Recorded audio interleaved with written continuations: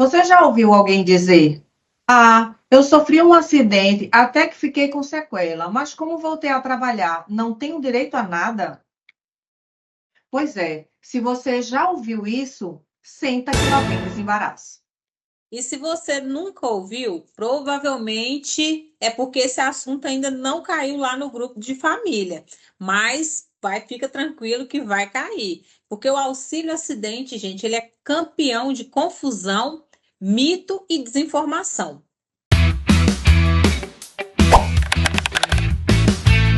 Olá, minha gente, bem-vindos ao nosso encontro semanal. Aquele papo direto, descontraído e sem enrolação, para entender tudo aquilo que o INSS insiste em complicar. Aqui a regra é simples, gente. Você traz a sua dúvida e a gente traz a solução. Ou, como gostamos de dizer, o desembaraço previdenciário da semana. Então, ajeita a coluna, prepara seu cafezinho e vem com a gente. E vamos falar de um benefício que muita gente tem direito, mas quase ninguém pede. É aquele famoso: ninguém nunca me contou isso antes. É o auxílio acidente. Ele aparece o tempo todo aqui no escritório, principalmente para quem sofreu acidente, fez uma cirurgia e ficou com uma sequela e continuou trabalhando normalmente. E aí a pessoa acha que perdeu o direito, mas não é verdade. Isso é exatamente o contrário. O direito começa justamente aqui. E agora nós vamos para o nosso bloco bate-bola. É aquele bloco onde a gente responde 4 perguntas que nós gostamos de classificar assim: a clássica da semana, né? Aquela que bomba no WhatsApp, aquela clássica da madrugada e aquelas que vêm com aquele áudio longo que parece um podcast. A gente brinca aqui sempre que o áudio parece mais um podcast. Verdade. E vamos para a primeira pergunta, que é a campeã da semana. Doutora Sueli, o auxílio acidente é só para quem não consegue trabalhar? Responde essa, Sueli. Ó, essa daqui é uma ótima pergunta. E a resposta já começa quebrando um mito gigante, minha gente. O auxílio acidente, ele é devido justamente para quem voltou a trabalhar, mas ficou com uma sequela permanente em decorrência daquele acidente. Então, ela reduz a capacidade para o trabalho. E isso é que dá o direito. Isso, e detalhe: muita gente esquece que não precisa estar inválido, ou afastado, ou encostado. Basta que o acidente ou a doença tenha deixado uma limitação, ainda que pequena.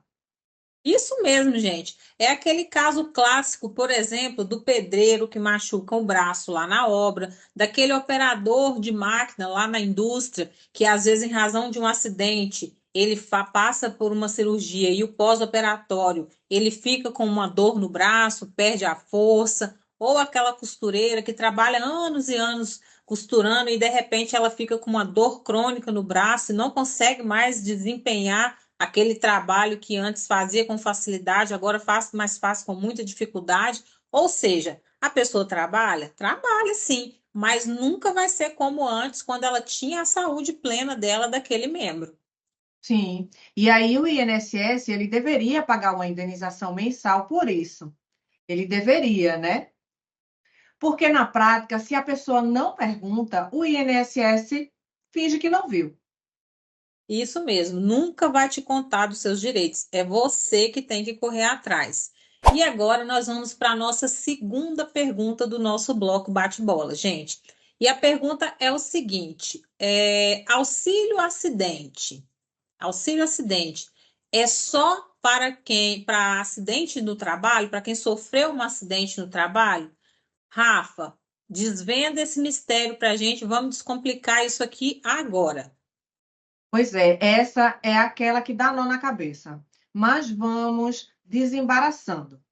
Não precisa ser acidente de trabalho, gente. Pode ser um acidente comum, pode ser um acidente doméstico, pode ser um acidente de trânsito, até doença que gere sequela. Exatamente. E o truque para vocês não errarem na hora de buscar o direito de vocês é o seguinte, gente. Vocês vão lembrar o seguinte: não importa onde aconteceu esse acidente, né? A sequela ela tem que ser permanente. É esse aí que é o diferencial para você entender se você tem direito ou não. A sequela é permanente e ela ocorreu durante um vínculo que você tinha com o INSS na época. Esse vínculo também, uma outra coisa bem importante que vocês precisam se atentar, é que esse benefício é para quem trabalhou de carteira assinada. Então, você tem que estar registrado na época do acidente e essa sequela ela tem que ficar configurada e ela tem que gerar uma redução de incapacidade para aquele trabalhador ter direito. Tudo bem? Isso Tudo mesmo. certo? E então, vamos relembrar: é para quem caiu da escada, por exemplo, um acidente de moto ou de carro, teve uma fratura séria ou fez uma cirurgia que não foi bem sucedida. Uma lesão, essa lesão ela precisa ter deixado uma limitação. Exatamente. E pode ser uma limitação mínima, gente, ainda que mínima, se ficar comprovado que gerou essa limitação, o direito vai ficar configurado. E aqui vai entrar, né, como exemplo, né, de trabalhadores que podem se enquadrar nessa situação. Agricultores, motoristas, como a doutora Rafaela já falou, aqui a dona de casa, todo trabalhador urbano, praticamente todos, né, que tem uma carteira assinada, é uma galera enorme que não busca esse direito porque nunca foi orientado e nunca teve essa informação. Isso mesmo. Agora, nós vamos para a terceira pergunta, que é a clássica da madrugada. Gente, essa daqui é a da madrugada de verdade. Doutora Sueli, eu recebi auxílio-doença e depois voltei a trabalhar. Posso pedir auxílio acidente? Responde, Sueli. Ótima pergunta essa, gente. Vamos quebrar o mito aqui agora que a gente conta tudo para vocês. A resposta vai depender de dois fatores importantes, como a gente já até falou aqui. Ficou sequela? Essa sequela, ela reduz a sua capacidade para o trabalho que você exercia na época do acidente, para o seu trabalho habitualmente exercido. Por exemplo, você é um soldador e você sofreu um acidente que precisou fazer uma cirurgia corretiva, porque você faz muito movimento repetitivo e você precisou fazer uma cirurgia por um problema no ombro.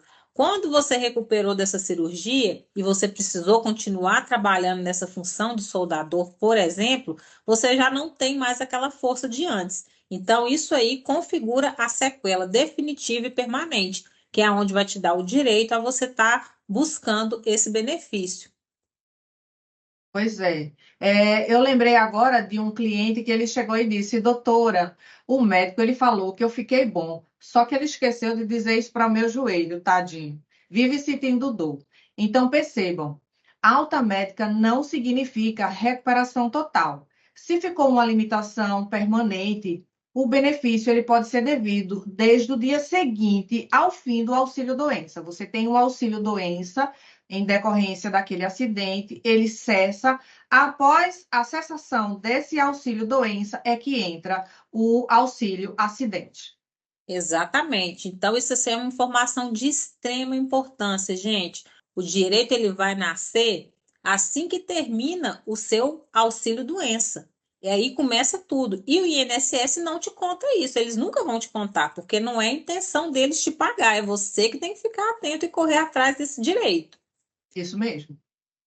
E agora nós vamos para a nossa quarta e última pergunta deste nosso bloco bate-bola.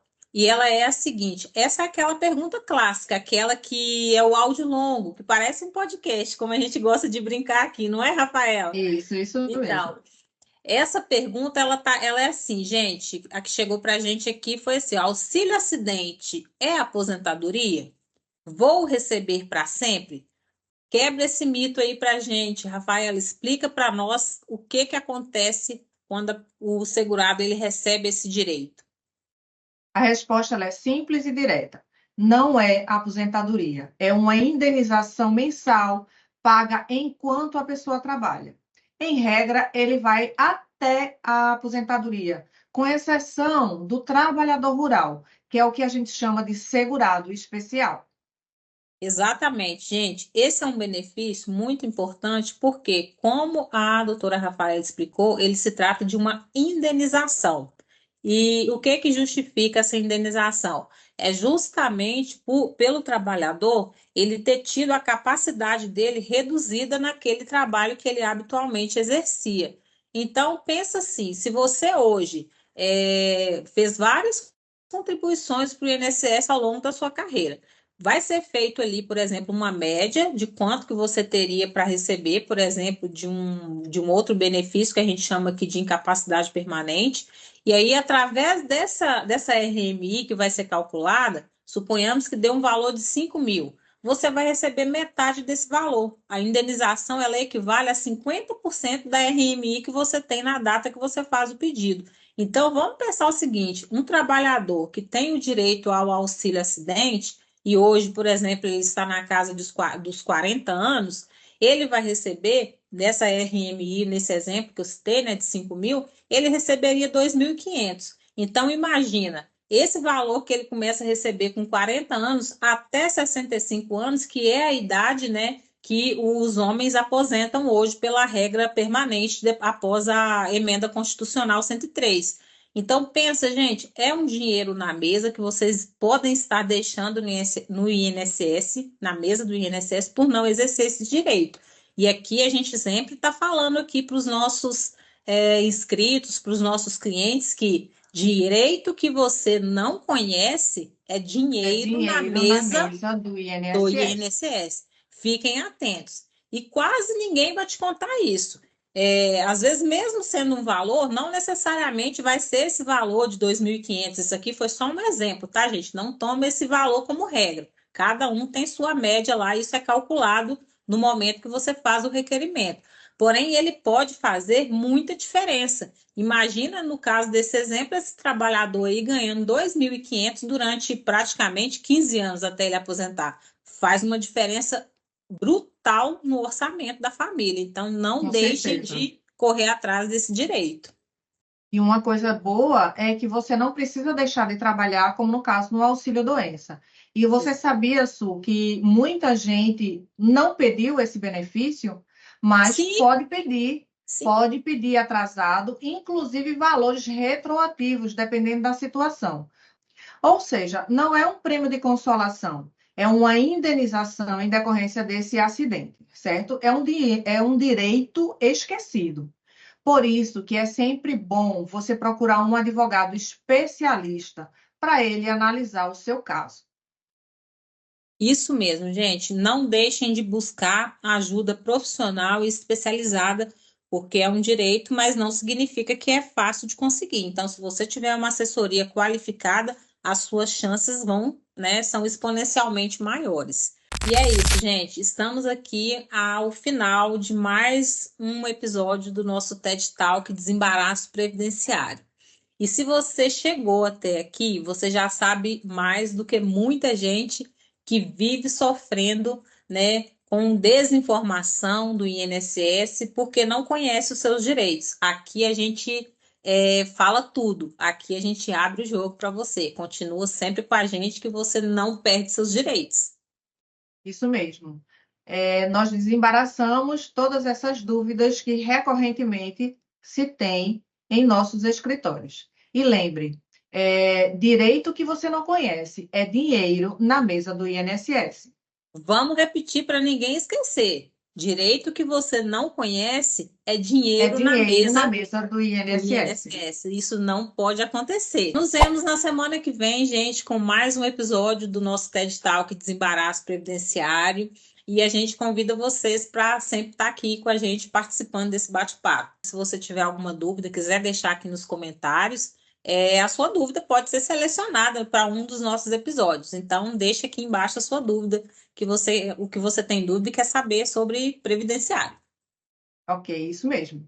Gostou? Deixa seu like e compartilha com aquela pessoa que sofreu um acidente, voltou a trabalhar e nunca soube que podia receber esse benefício. Porque previdenciário não precisa ser complicado, minha gente. Basta Basta desembaraçar. desembaraçar. Tchau, tchau. Até mais. Tchau.